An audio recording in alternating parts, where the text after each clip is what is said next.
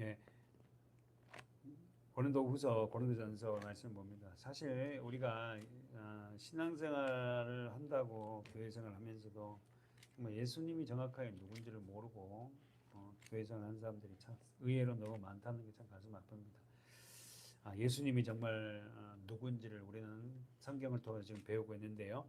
자, 고린도전서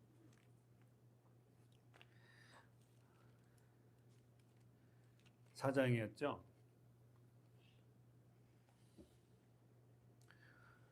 오늘 계속해서 지금 4장 14절 우리는 지금 5장에 넘어가지는 못했습니다. 그래서 4장을 우리가 좀 보겠습니다. 14장 14절부터 제가 볼게요. 우리 지난주부터 계속 본 말씀입니다. 내가 너희를 부끄럽게 하려고 이것을 쓰는 것이 아니다. 오직 너희를 내 사랑하는 자녀같이 권하리 하는 것이다. 계속 우리가 말씀을 듣지만은 바울이 고린도 교회를 향하여서 그렇게 어떻게요? 질책하고 하는 것은 어떻게 그들을 부끄럽게 하려고 하는 게 아니라 오직 너희를 내 사랑하는 자녀 같기에 권면을 하고 있다. 그래서 여러분 우리가 교회 안에서 목회자로부터 지도자로부터 어떻게요? 잘못했을 때에 어떻게 질책을 받는다든지 어떻든 말씀을 통해서 그렇게 받을 때에 정말 우리 교회 성도들은 어떻게요? 그 부분을 갖다가 시험 들지 말고 감사했으면 좋겠어. 근데 문제는 왜 목회자가 얘기를 하는데 시험이 들까요? 그 관계성에서가 문제예요. 그러니까 목회자와의 성도와의 관계가 돈독해지면 목사님이 어떤 분이고 나를 향한 그 어떤 마음을 품고 있다 안다면은 서로가 안다면은 그렇게 해도 별로 오해가 없을 것 같아요. 그러나 유튜브에 뜨는 것처럼 너무 심하게 목사님이 성도 살아간다고 막말을 한다든지 욕을 한다든지 이건 성경적이지가 않잖아요. 어쨌든 바울은 그들에게 사랑하는 자녀같이 권면을 합니다. 잘못되어 가고 있는 그들에게. 그러면서 우리 15절 우리가 동그라미 치라 했잖아요. 그리스도 안에서는 일만 스승이 있을 때 일만 스승 우리 또 배웠잖아요. 많은 교사가 있다. 그러나 아비는 많지 않다. 아셨죠? 아비는 뭐예요? 생명을 주는 자다. 그러니까 지도자들이 정말 자녀들에게 다시 말해서 우리 가정에서도 마찬가지고 교회에서도 마찬가지지만 목회자는 성도들에게 생명을 주는 자가 되어야 돼요. 생명의 주는 자가 뭐예요? 말씀. 그러니까 가장 제가 속상한 게 뭐냐면 우리 성도들이 말씀을 안 먹을 때 존다든지 왔다 갔다 한다든지 그러고 있을 때 굉장히 속상한 거예요. 마치 엄마가 자녀가 밥을 차려놨는데 밥을 안 먹을 때 어떻게 합니까? 엄마는 못 견디잖아요. 막 그냥 따라다니면서 이후에 막 우리 집에도 보니까는 그냥 막 그래요. 막 똑같은 거거든요. 하나님 말씀을 먹어야지 우리가 살잖아요. 근데 먹지 않고 그러고 있는 모습은 가장 가슴이 아프죠. 그러면서 예수 그리스도 안에서 복음으로 너희를 낳았다. 정말 바울은 고린도 교회 설립자잖아요. 하나님 고린도 교회를 바울도 설립이래. 복음으로 말씀으로 성도들을 낳았다는 거예요. 근데 왜 이 모양이죠? 왜 고린도 교회가 이게 엉망진창이죠? 복음으로 말씀으로 낳았는데 그 말씀이 그들 안에서 자라질 않았다는 거예요. 여러분 은혜를 한 번 받고 그걸로요 끝내면 안 됩니다. 은혜는 지속적이어야 돼요. 아멘이죠? 한 번 받는 그 은혜 가지고 우리가 신앙이 성숙하게 자랄 수가 없다니까. 그래서 우리는 매일매일 은혜를 받는 거예요. 그 은혜가 그 말씀이 지속적일 때에 내가 성장하고 자라가는 거지. 교회를 몇 년 다녔다는 등, 뭐 내가 모태신앙이랐다는 등, 우리 교회가 뭐 몇 대, 나는 몇 대 집안에 뭐 이게 중요한 게 아닙니다. 하나님 말씀이 지속적으로 어떻게 그 성도들에게 역사해야 돼요. 그러면서 바울은 당당하게 그렇게 얘기합니다. 16절에 그러므로 내가 너희에게 권하노니 너희는 나를 본받는 자들아. 이렇게 말할 수 있는 목회자가 그렇게 많지 않을 거예요. 예. 저도 우리 성도들에게 제발 나 좀 본받으십시오 이렇게 자신 있게 말 못하거든요. 왜? 저 자신이 보면 모순투성이에요. 바울은 어떻게요? 나를 본받으라. 바울의 생애에서는요, 예수밖에 없었어요. 진짜 그는 모든 걸 다 버렸다고. 모든 걸. 그리고는 오직 그가 올인했던 건 뭐예요? 복음을 전가하기 위해서 그는 모든 걸 다 했어요. 예, 우리 여러분 지난번에도 찾아봤지만 뭐 바울은 두드러기 맞기도 하고 또 어떻게 해요? 돈을 벌기 위해서 선교 자금을 마련하기 위해서 그 일도 하고 장막을 만드는 텐트를 짓는 그 일도 하고 예, 굉장히 많은 일들을 하죠. 그리고 성도가 어려운 교회를 도우려고 어떻게 합니까? 그 헌금을 모아서 그 교회에 전달하기도 하고. 한국교회 그 일화가 있습니다. 어느 장로님, 부자 장로님이 외정 때예요. 장로님이 만주에 있는 김구 선생님한테 장로님이 헌금을 해요. 헌금을 하는데 헌금을 전달받은 최 누구 그분은 목사예요. 근데 그분이 그 헌금을 받아가지고 한국 임시정부가 세워진 중국 상하이에 김구 선생님한테 자금을 줍니다.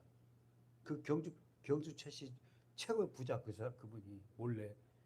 근데 나중에 있잖아요. 그 돈을 전달한 사람에게 이 최부자가 자기가 헌금한 돈이 전액 김구 선생에게 다 전달될 거라고 생각을 안 해요.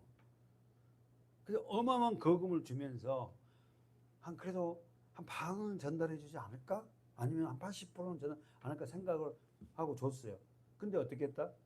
이분이 전달 받은 사람이 한국 임시정부가 있는 김구 선생님에게 전액을 다 이 최부자가 준 돈을 전액을 다 준 거예요. 그걸 나중에 그 김구 선생님의 일지에서 나오거든. 백범 일기라는 일기에서 나오거든요. 그러니까 그 최부자 그분이 그 장로님이 그분이 전달한 분이 이제 일본에 의해서 이제 죽고 그렇게 됐는데 그 묘에 찾아서 막 웁니다. 그러니까 그걸 그 기사를 읽어보면서 그래요. 전달한 자나 그 돈을 하나님 앞에 김구 선생 앞에 헌금한 자나 그 전달한 자나 똑같은 마음이었던 것 같아요. 자기가 그 돈을 받아갖고 만주까지 가려면 어떻게 상하이까지 가려면 경비도 들고 자기도 먹어야 되잖아요. 근데 그 돈 한 푼을 안 쓰고 그대로 전달한 거예요. 그런 믿음의 사람들의 역사 위에 우리 교회들이 세워지고 대한민국이 세워진 거거든요.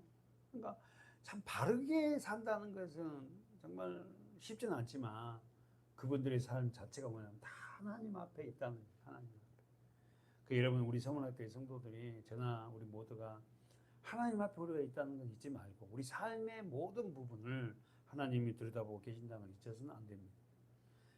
계속해서 그러면서 17절에서는 지금 자기가 고린도 교회에 갈 수 없는 상황이 돼서 누구를 보내냐면은 사랑하는 아들, 영적인 아들 디모데를 보냅니다. 17절 읽어보세요. 시작. 이를 인하여 내가 주 안에서 내 사랑하고 신실한 아들 디모데를 너희에게 보내노니. 그래서 우리는 지난주 이 말씀 보면서 정말 교회가 어려울 때에 우리가 그런 영적인 디모데가 되어서 어떻게 해요? 우리가 가는 곳에 어려운 곳에 그런 모든 것들을 해결할 수 있는 그런 하나님의 영적 디모데가 돼야 된다. 그래서 우리는 디모데가 엄마가 누구고 할머니가 누군지를 배웠어요. 말씀으로 양육받은 디모데. 그러면서 저가 너희로 하여금 그리스도 예수 안에 나의 행사 곧 읽으세요. 시작. 내가 각 교회에서 가르치는 것을 생각나게 하시라. 할렐루야.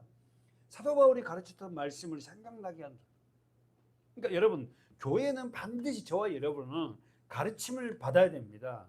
가르침을 받지 않으면 안 돼요. 그러면서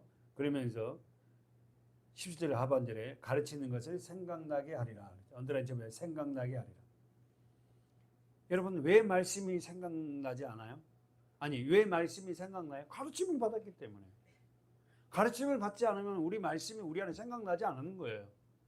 우리는 끝까지 우리가 삶을 마감하는 날까지 하나님의 말씀을 가르침을 받는 우리 교회 성도들이 되어야 됩니다. 아멘이죠? 그러면서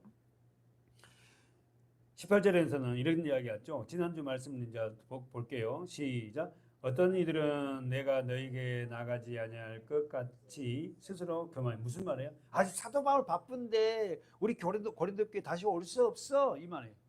우리가 아무리 문제가 생겼다 해도 사도 바울 선생이 뭐 우리 고린도 교회 다시 오겠어? 지금 에베소 교회도 엉망이라던데 뭐 이런 거 있잖아요. 어떤 이들이 바로 누굽니까? 어떤 일이 누구예요? 그 싸우는 애들 누구죠? 바울파, 게바파, 아볼로파, 그죠? 그 사람들 말이에요. 육신적으로 정말 물과 성령을 거듭나지 못한 자들. 그러면서 19절에서 그러나 주께서 읽어보세요. 고린도 교회 문제를 들은 바울은 당장이라도 가고 싶지만 가지 못할 상황이 있었습니다. 자, 한번 읽어볼까요? 시작. 그러나 주께서 허락하시면 내가 너에게 속히 나가서 교만한 자의 말을 알아볼 것이 아니라 오직 그 능력을 알아보고. 자, 언더라인. 어떻게 하면 너희에게 갈 수 있다? 주께서 허락하시면. 언더라인 쳐보세요. 주께서 허락하시면. 우리 지난주 여기까지 봤잖아요. 그러니까 지금 사도 바울의 지금 뭡니까? 모든 삶의 행동을 누가 주권을 갖고 있다? 주님이. 그러니까 여러분 오늘 우리의 삶의 주도권 누가 갖고 있냐? 우리가 갖고 있으면 안 돼요. 내가 갖고 있으면 안 돼. 근데 우리는 전부 다 자기가 갖고 있잖아요. 주도권을. 다시 한번 언더라인 쳐보세요. 주께서 허락하시며. 언더라인 쳐보세요. 자, 19절에 그러나 주께서 허락하시며 내가 너에게 속히 나가서. 그러니까 모든 삶의 일거수일투족을 어떻게 주님 앞에 물었다는 거예요. 아, 이런 것까지요? 어떤 사람은 손톱을 자를까요 말까요? 아, 이런 걸 뭘 묻냐고. 아, 진짜 문자 들어본 사람은 머리를 칠까요 말까요? 이러고 있다고. 이런 거 말고 주님에 관한 일들 말이에요. 영적인 일들, 교회의 일들, 영혼을 살리는 일들, 그런 거. 에? 그러니까 이게 문제야. 물자적인 이 율법적인 자들이 문제야. 정리하면 주께서 허락하시면, 다시 말해서 사도 바울은 주님께 묻고 주님이 응답하시면 행동하겠다. 그러니까 여러분 오늘 우리가 주님 앞에 묻고 주님이 응답, 주님의 응답은 우리는 알잖아요. 평안, 기쁨. 그죠? 우리가 기도할 때 어떤 일을 할 때 기도할 때 어떻게 해요? 응답이 어떻게 하죠? 평안과 기쁨으로 오잖아요. 그죠? 그러니까 주님이 그렇게 응답하시면 행동하겠다는 거예요. 바울이 고린도 교회에 속히 가고 싶은 열망이 있었어요. 왜요? 그거 보세요. 19절에서 왜 바울은 고린도 교회를 가고 싶었어요? 그런 열망을 갖고 있었어요. 왜 그렇게? 누구 때문에 가려고 그런 거예요? 교만한 자. 언더라인 적은 교만한 자. 교만한 자들이 말하는 것을 확인해 보고 싶었어요. 19절을 다시 눈 보세요. 바울은 동그라미 쳐요. 교만한 자의 말했다가 동그라미 쳐보고요. 알아볼 것이 아니라 오직 그의 능력, 동그라미 쳐봐요. 능력. 다시 말해서 사도 바울은 말과 능력을 서로 대조시키면서 바울이 없는 동안 얼마나 그들이 스스로 교만했는지를 어떻게 해요? 암시하고. 고린도 교인들은 입만 살아있다. 다는 아니지만, 에? 사랑하는 여러분, 그들은 서로 불신하고 당을 나누고 자신들의 교만을 내세웠어요. 그렇다면 여기서 언급된 자 교만한 자의 말을 동그라미 치라 했어요. 알아볼 것이 아니라 뭘 알아본다? 다시 한번 자 19절 하반절 보세요. 교만한 자의 말을 내가 고린도께 속히 가서 알아보고 싶은 게 있는데 교만한 자의 말을 알아볼 것이 아니라 뭘 알아보겠다? 오직 그 능력을 알아보겠다. 써보세요. 능력을 알아보겠다. 여기서 능력이라는 것은 이적과 기적이란 말이 아니에요. 잘 쓰세요. 능력을 알아보겠다. 이 말은 이적과 기적이 아니라 너희들이 정말 믿음 있는 삶으로 살아가는 능력이 있는가? 써보세요. 믿음으로 살아가는 삶의 능력이 있는가? 믿음으로 살아가는 삶의 능력이 있는가? 더 나아가면 우리는 말씀 앞에 순종하며 사는 삶의 능력이 있는가를 의미하는 거예요. 여러분은 어떠세요? 어떤 능력을 원하세요? 목회자가 어떤 능력이죠? 잡아뜨리고 막 기적하고 방언 통병 막 그런 능력을 원해요? 내 삶이 믿음으로 살아가는 삶의 능력이 있는가? 이 능력이 최고의 능력인데 그런 능력은 최고의 능력으로 생각하지 않고 막 방언, 투시, 영불변 막 이런 거 있잖아. 이런 거는 그런 목회자, 그런 뭐 은사들 앞에서는 막 그냥 막 주눅 들고. 어? 가장 능력은 그리스도의 삶으로 살아가는 능력이 있는가? 아셨어요? 그 능력이 가장 최고의 능력인데 우리는 그렇게 살아가고 있는 자들이 많지 않습니까? 온전하게 이렇게 말 안 해도 하나님의 능력으로, 하나님의 능력, 다시 말해서 그리스도의 말씀으로 살아가는 삶으로 살아가는 것이 하나님이 진정한 능력이거든요. 왜 목회자가 부흥이나 뭐 이렇게 강사 목사님은 뭐 껍볼까요? 강두상에서 말 잘하잖아요. 엄청 은혜가 있을 것 같잖아요. 그래서 그 강사님 교회를 가봤더니 똑같아요, 자기 교회가. 교인들 만나보니까 그런 걸 보지 말라는 거예요. 최고의 능력은 그리스도의 삶으로 살아가고 있는가 써보십시오. 최고의 능력은 그리스도의 삶으로 그리스도인으로서의 삶을 사는가. 그리스도인으로서의 삶을 살아가고 있는 능력이 내게 있나? 그래서 우리는 이 그리스도인으로 살아가는 이 능력을 우리는 풀었어요. 뭐라고? 섬기고 살려서 하나 되게 하는 삶. 내 안에 내가 내 삶 속에서 정말로 예수를 섬기고 예수를 섬기듯이 내가 아내를 섬기고 남편을 섬기고 우리 자녀들을 섬기는 그런 능력이 내게 있는가? 그래서 어떻게 해요? 그 섬겨서 하나 되게 하는 능력이 내게 있는가? 이 능력이라는 게 원어가 엑수시아잖아요. 어?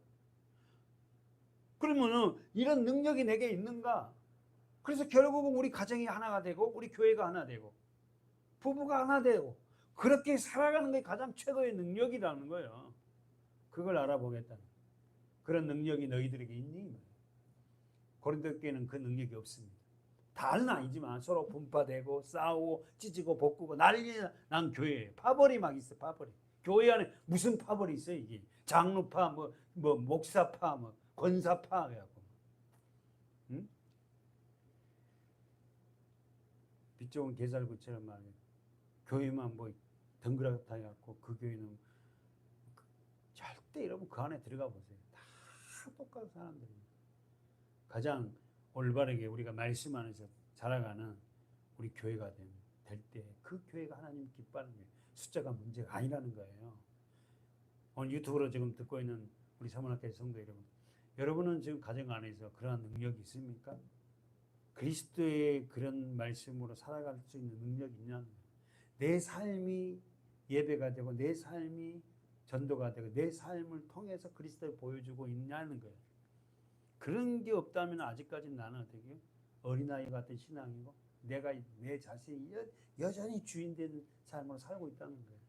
사도 바울은 내가 가서 너희 그런 능력 있는 걸 보고 싶다. 마치 예수님이 우리에게 오셔서 지금 뭐라고 너는 그런 능력이 있니? 그런 섬길 수 있고 살려낼 수 있고 하나 되게 할 수 있는 그런 능력이 있니? 없잖아. 그러니까 그 능력을 행하신 예수를 나를 붙잡으라는 거예요. 예수를 붙잡으라는 거예요. 말씀을 붙잡으라는 거예요.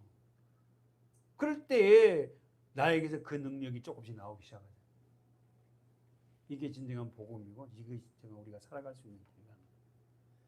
우리 교회가 이런 능력을 소유했으면 좋겠습니다. 아멘. 구약 출애굽기 7장 볼까요? 8절부터 읽을까요? 시작. 여호와께서 모세와 아론에게 일러 가라사대 바로가 너희에게 이르기를 너희는 이적을 보이라 하거든 너는 아론에게 명하여 너희의 지팡이를 가져 바로 앞에 던지라 하라. 그것이 뱀이 되리라. 모세와 아론이 바로에게 가서 여호와의 명하신 대로 행하자. 언더라인 적어요. 여호와의 명하신 대로 행하여. 우리 여기 보면 알죠. 지금 첫 대면합니다. 대면.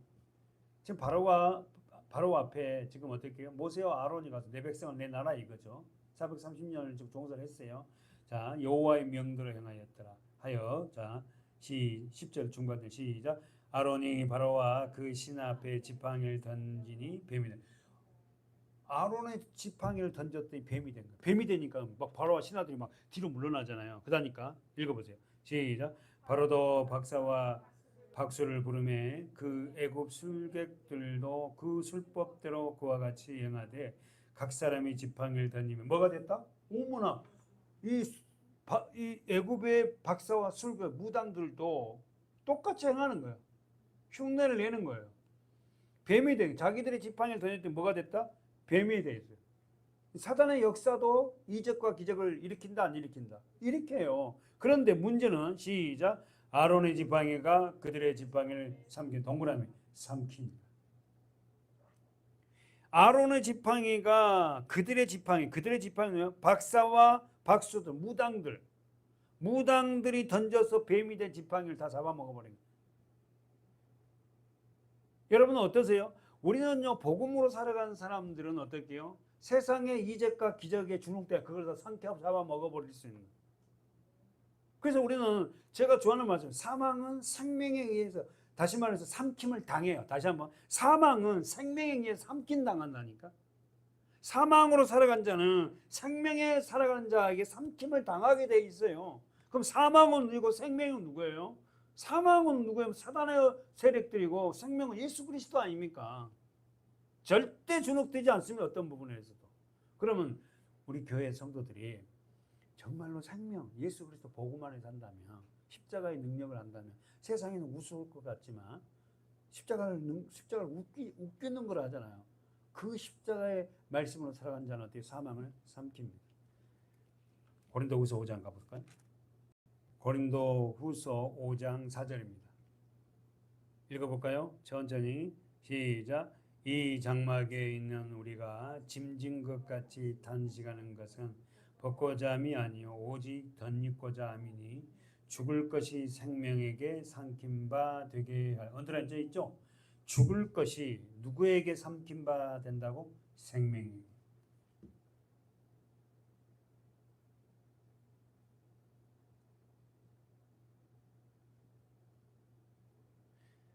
여러분, 아담 안에 태어난 모든 사람은요, 이 땅에 살아가면서 어떤 삶을 사는지 아세요? 탄식합니다.